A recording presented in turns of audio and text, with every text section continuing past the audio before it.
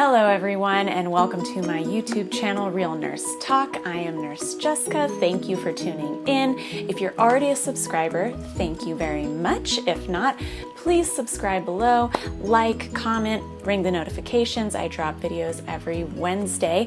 We're doing videos on things like nurse interviews, practical advice and tips for nursing, and some great insider tips and points of view for patients as well. This is part 3 of our admission series, which is Discharge. Very exciting, and we're gonna talk about it, all the ins and outs and what you need to know to wrap up this series. Okay, without further ado, let's get started. Also, if you haven't watched the first 2 videos, please do. That would make all kinds of sense. I will link them below, and let's get going here.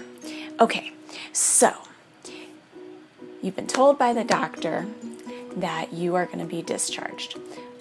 What does that mean? So there's several different ways that you can be discharged. We'll start with the simplest. The simplest is you got sick, you went to the hospital, had to be admitted, and now you're better. You lived at home before, you were totally independent, you're going to go home and be independent again. So what will happen then is the doctor will put in the discharge orders. I will receive them. I will print out some paperwork for you, which includes things like new prescriptions, what those prescriptions are, education on those. We do a continuity of care document, which has everything that we did for you there in the hospital, things like labs, imaging, medications we gave you, etc., which makes it easy because you are going to be told to have a follow-up appointment with your primary care provider. You may also be told to follow up with some sort of specialist, depending on what you were there for, maybe a cardiologist or whatever. So that document you can just give to them, and then you don't have to worry about trying to remember everything that happened to you while you're in the hospital. And I will bring you all those papers, we'll go through them, you'll sign a paper to say that I gave those to you, and I will take out your IV and wheel you down to whoever's picking you up. I have had people drive themselves home as well, and that's perfectly fine as long as you're not on any kind of medications like opioids or benzos that might inhibit you from driving well. Okay, so that's 1. 2 is you're going home with home health. This means that you are well enough to go home, but you're not quite to the point where you don't need a little bit of extra care. So that could be in the form of physical therapy, occupational therapy, the home health agency sending someone to help you bathe, help you cook. Also, it could be things like maybe you are totally independent, but you still need antibiotics intravenously. Sometimes people will leave with a PICC line, which is basically a really long IV that goes all the way to the heart. So a nurse will come and administer IV antibiotics for you as often as you need them.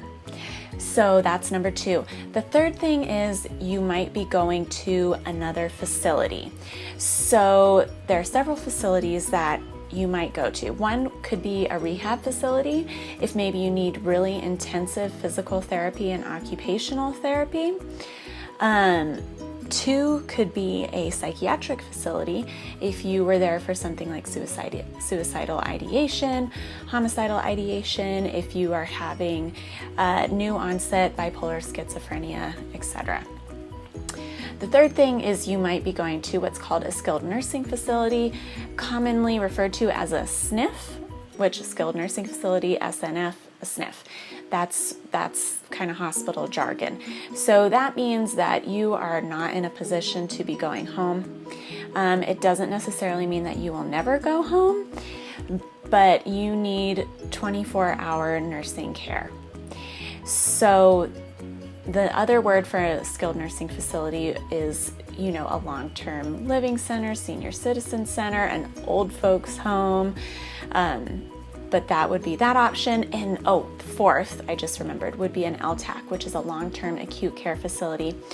That means you are stable, you're not getting better, you're not getting worse, but you are no longer in a place where you need to be within the hospital setting, but you can still need a higher level of care. So maybe you are still ventilated, maybe you have and G-tube, ostomies, Foley's, things that need to be taken care of that are too high a level of care for you to go home or to a skilled nursing facility. So you might be transferred to an LTAC.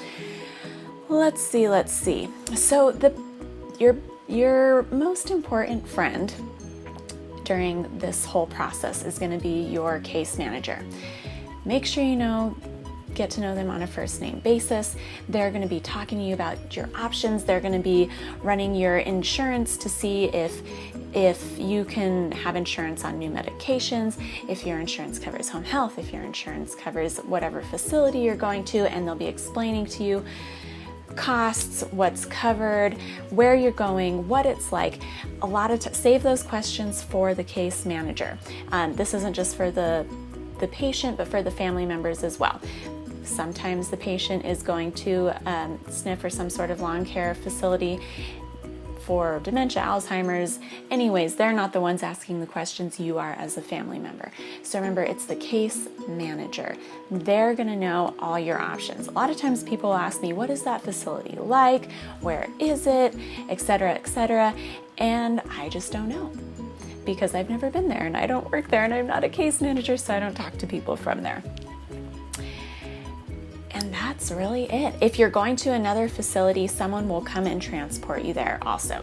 That's an important thing to know, because sometimes people are wondering, how am I going to get my family member to that facility? There's a transporter if you're going facility to a facility. Otherwise, if you do have issues getting home, sometimes they'll provide bus passes or a taxi voucher.